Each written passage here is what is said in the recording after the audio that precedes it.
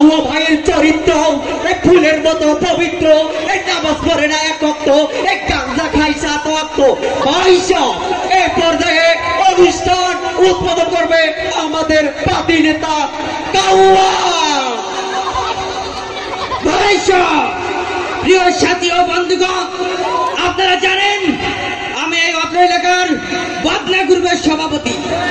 আমাকে ছাড়া অত্র এলাকার কোন অনুষ্ঠান উদ্বোধন হয় না।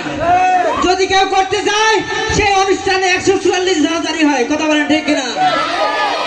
প্রিয় বন্ধুগণ, আজকের অনুষ্ঠান এই মুহূর্তে আমার বক্তব্যের মাধ্যমে উদ্বোধন হবে।